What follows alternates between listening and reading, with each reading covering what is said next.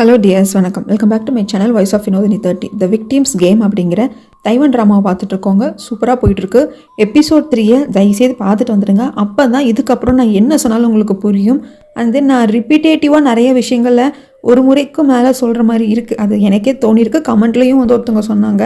அது உண்மை தான். நான் ஒரு விஷயத்தை எக்ஸ்பிளைன் பண்ணுறப்போ இது உங்களுக்கு புரிஞ்சிருக்குமா அப்படிங்கிற ஒரு டவுட் எனக்கு இருந்துக்கிட்டே இருக்குது. ஏன்னா நேரடியாக ஒருத்தவங்களுக்கு நம்ம கதை சொல்கிறதுக்கும் இந்த மாதிரி சேனல் வாயிலாக சொல்கிறதுக்கும் வித்தியாசம் இருக்குது. நான் உங்களை பார்க்க முடியாது. ஸோ உங்களுக்கு புரிஞ்சுதா இல்லையான்னு எனக்கு தெரியாது. ஸோ இன்னும் கிளியராக புரிய வைக்கணும் அப்படிங்கிறதுக்காக சொல்கிறேன். பட் நான் எடிட் பண்ணுறப்போ நான் தானே கேட்குறேன். ஸோ எனக்கே தெரியுது ஆல்ரெடி இது ரிப்பீட்டேட்டிவாக இருக்கே அப்படின்ட்டு. அதை எடிட்டில் கட் பண்ணி தூக்கலாம்னு நினைப்பேன். ஆனால் அதை கட் பண்ணால் ஒரு பெரிய கண்டினியூட்டியே மிஸ் ஆன மாதிரி இருக்குது. அதுக்கு வேறு வழியே இல்லை. இதுக்கப்புறமாக நான் இன்னுமே கரெக்டாக ஸ்கிரிப்ட் எழுதி கரெக்டாக நான் சொல்ல முயற்சி பண்ணுறேன். ஸோ ப்ளீஸ் எனக்காக கொஞ்சம் பொறுத்துக்கோங்க. எபிசோட் 4க்குள்ளே போயிடலாம். அதுக்கு முன்னாடி நான் போன எபிசோட் நடந்ததெல்லாம் சொல்ல போகிறது இல்லைங்க. இந்த ஓவரால் சீரீஸோட ஒன்லைனர் தான் அடுத்தடுத்து கொலைகள் நடக்குது. அது கொலைகள்னு ஃபஸ்ட் நினைக்கிறாங்க, அதுக்கப்புறம் தற்கொலைங்கிற முடிவாகுது. ஆனால் இந்த தற்கொலைகள் எல்லாம் ஒரு விக்டிம் இறக்குறப்போ அது இன்னொரு விக்டிமுக்கு ஏதோ ஒரு வகையில் கனெக்ட் ஆகிருக்கு. இவங்க எல்லாருமே பார்க்கோட பொண்ணோட கனெக்ட் ஆகுறாங்க. அது எப்படின்னு தெரியலை. அது மட்டும் இல்லாமல் இவங்களோட ஏதோ ஒரு விஷயம் உலகத்துக்கு அறிவிக்கணும் அப்படிங்கிறதுக்காக தான் இவங்க தற்கொலை பண்ணிக்கிறாங்க. ஆனால் இவங்க எல்லாருமே ஒருத்தரோட ஒருத்தர் எப்படி கனெக்ட் ஆனாங்க, பார்க்கோட பொண்ணு எப்படி இவங்க கூட கனெக்ட் ஆகுறா அப்படிங்கிறதையும் அடுத்தடுத்து நடக்க போகிற மிஸ்ட்ரியான இன்ட்ரெஸ்டிங்கான விஷயத்தெல்லாம் நான் பார்த்துடலாங்க. தயவு செய்து எபிசோட் 3 பார்த்துருங்க. அதை நீங்கள் பார்க்கல அப்படின்னா சத்தியமாக புரியாது. நான் கார்டில் லிங்க் தரேன். இப்போ வாங்க எபிசோட் 4க்குள்ளே போயிடலாம். ஆக்சுவலான எபிசோட் ஸ்டார்ட் ஆகிறதுக்கு முன்னாடி நம்மளுக்கு சிலரோட கதையை காட்டுவாங்க. அப்படி இதில் நம்மளுக்கு காட்ட போகிற கதை வந்து அந்த ட்வின் பிரதர்ஸ், ஆர்டிஸ்ட், அதுக்கப்புறம் பிளைண்ட் ஆர்டிஸ்ட், இவங்களை பற்றின கதை. ஆர்டிஸ்ட் என்ன பண்ணுவார், ஒரு ஆர்ட் கேலரிக்கு போயிட்டு நான் நல்லா ஓவியம் வரைவேங்க, இதெல்லாம் பாருங்கள் டிஸ்பிளேல வைங்கன்னு சொல்கிறாங்க. அந்த ஓனரும் நல்லா தான் தம்பி இருக்குது, பட் இருந்தாலும் ஒரு சோல்ஃபுல்லாக இருக்கணும்ல அப்படிங்கிற சமயத்தில், சார் நீங்கள் எனக்கு ஒரு சான்ஸ் கொடுங்க, கண்டிப்பாக நான் இப்படி பண்ணுவேன் அப்படி பண்ணுவேன் அப்படிங்கிறப்போ ஒரு லேடி உள்ளே வராங்க. இவங்க இந்த ஆர்ட் எக்ஸிபிஷன் நடத்துறது, அது மட்டும் இல்லாமல் விஷன் ஆர்ட்டோட ஃபவுண்டர், சேர்மன் எல்லாம் இவங்க தான் அப்படின்னு சொல்லிட்டு ரொம்ப பெருமையாக சொல்கிறாங்க. இந்த ஆர்டிஸ்ட்டும் அறிமுகமாயிக்கிறாங்க.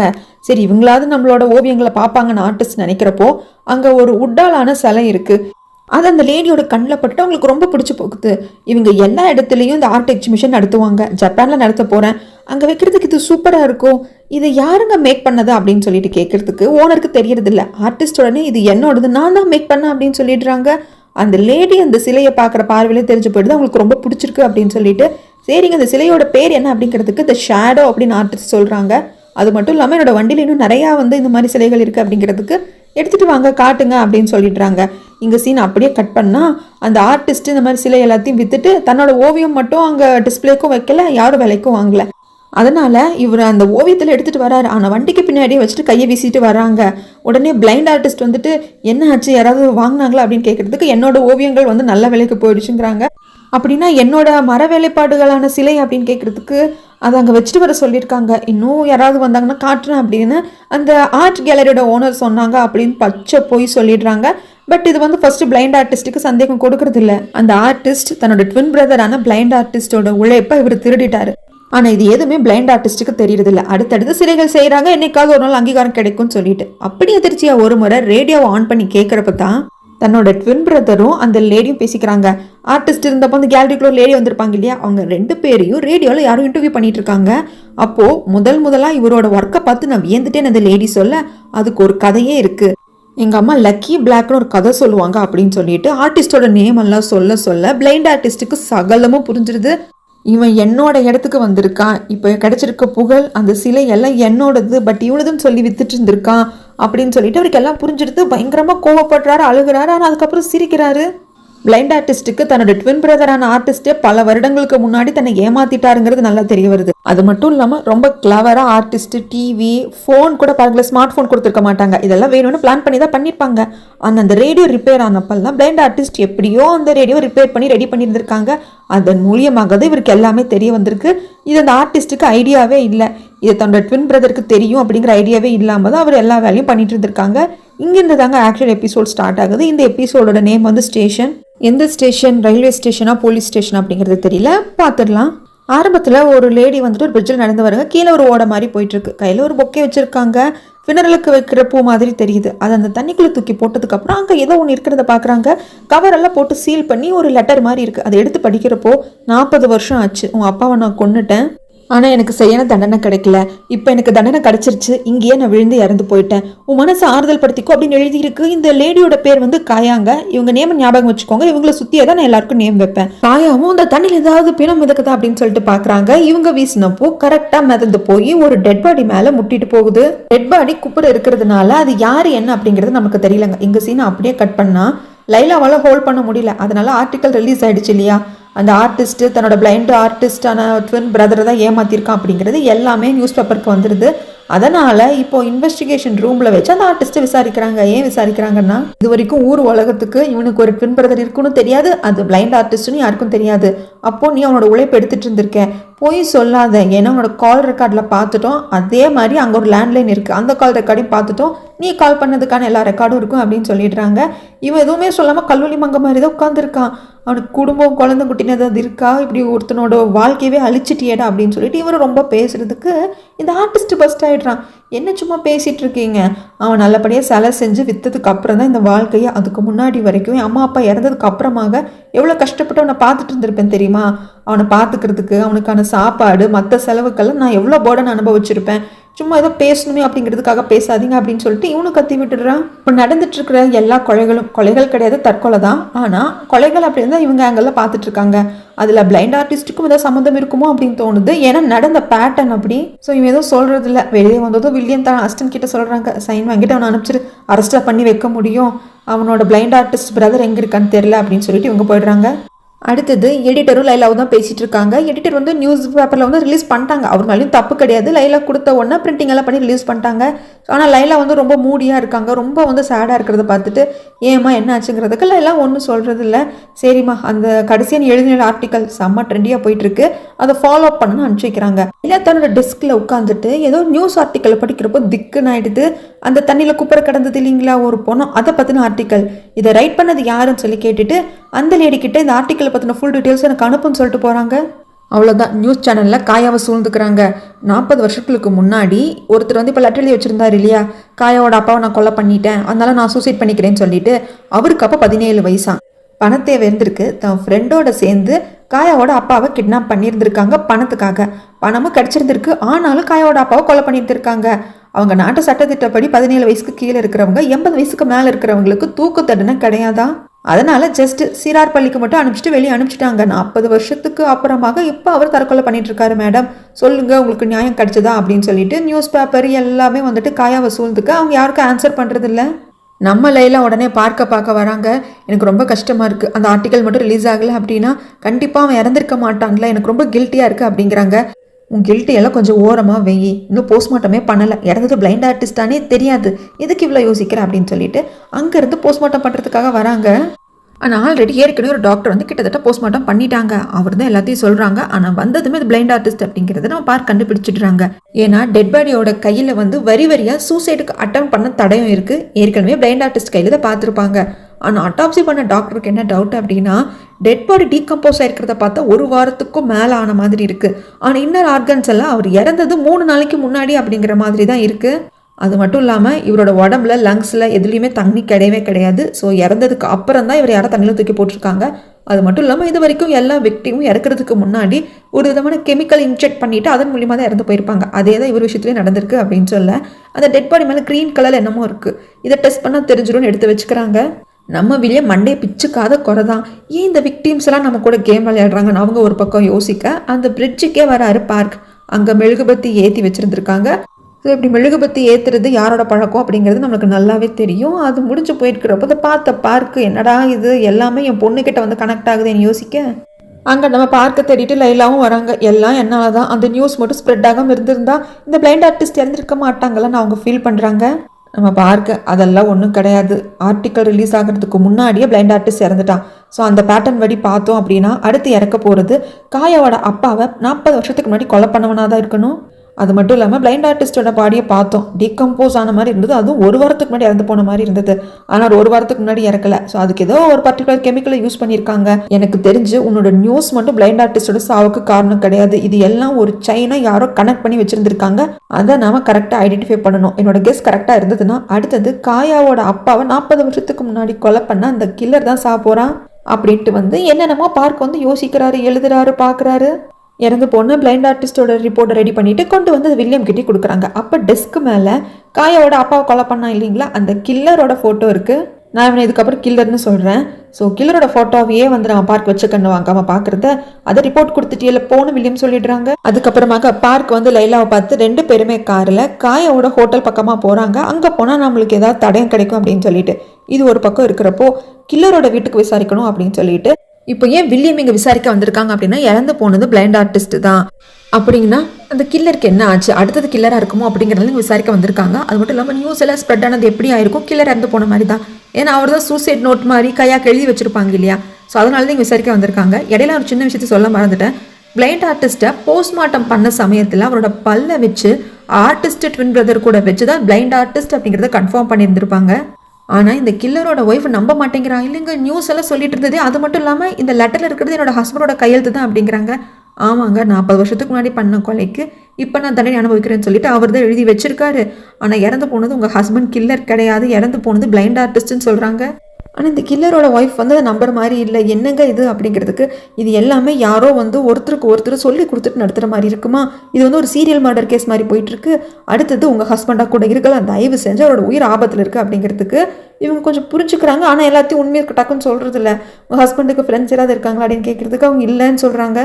அதுக்கப்புறம் வில்லியம் எடுத்து சொல்ல இந்த ஒய்ஃபுக்கும் புரியுது, ஒரு வேளை இறந்து போனது நம்ம ஹஸ்பண்ட் இல்லை அப்படின்னா அவரோட உயிரை காப்பாற்றப்படலாம் அப்படின்னு சொல்லிட்டு எல்லாத்தையுமே சொல்கிறாங்க.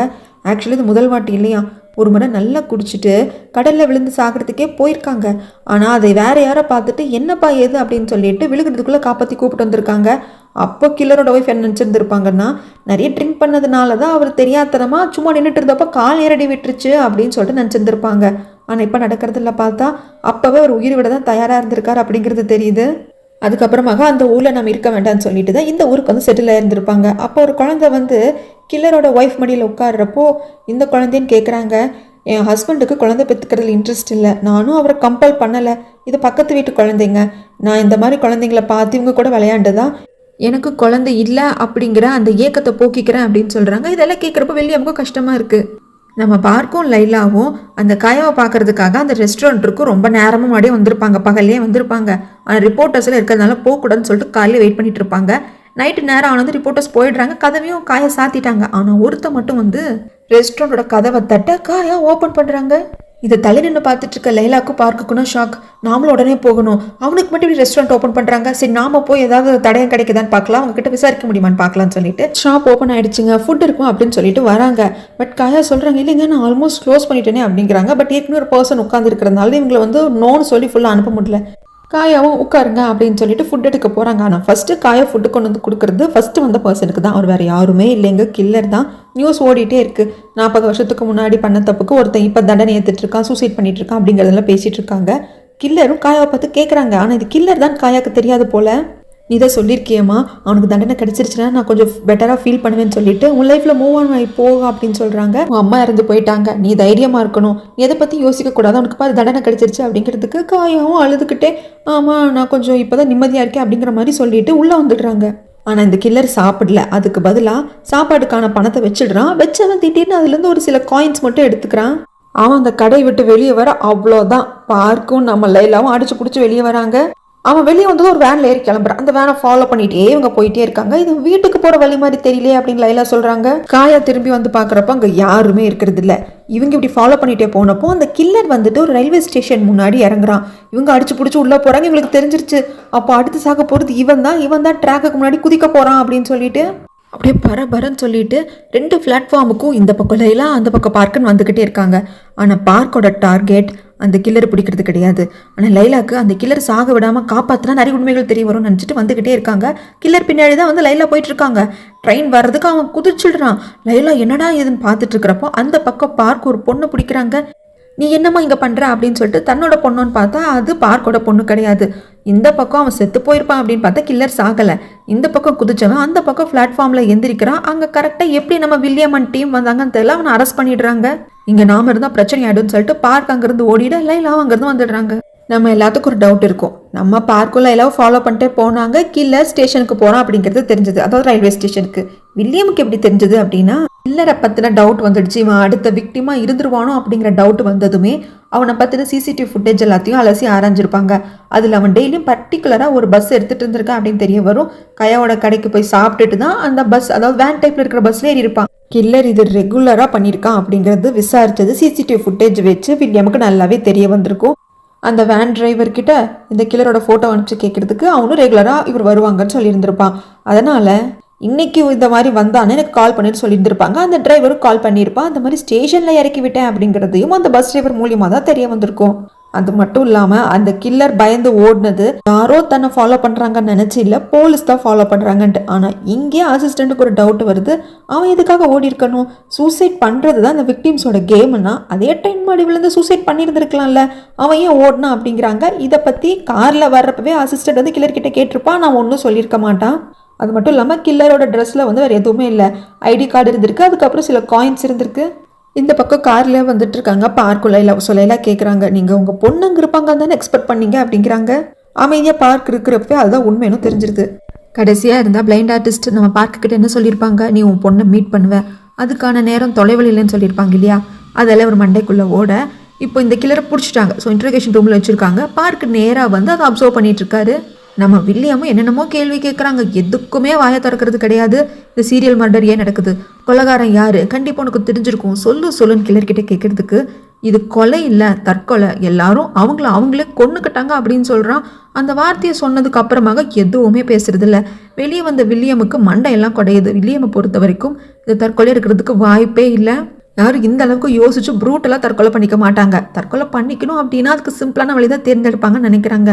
இவன் சொல்கிறது எல்லாம் நம்புறதா, என்ன பண்ணுறதுன்னு எனக்கு தெரியலான்னு இவன் ரொம்ப ஸ்டப்பனாக இருக்கான். இவங்ககிட்ட இருந்து எப்படி உண்மையாக வாங்குறதுன்னு தெரியல அப்படிங்கிறப்போ ஒரு அசிஸ்டன்ட் வந்து கில்லரோட ஒய்ஃப் வந்திருக்காங்கன்னு சொல்கிறாங்க. நம்மளோட வில்லியம் போயிட்டு கில்லரோட ஒய்ஃபை பார்க்குறாங்க. இதை பாருமா, உன்னோட ஹஸ்பண்ட் வந்து இந்த சீரியல் மர்டர் கேஸில் இன்வால்வ் ஆகிருக்கிற மாதிரி இருக்குது, ஆனால் உன் ஹஸ்பண்ட் வாயை திறந்து எதுவுமே சொல்கிறது இல்லை.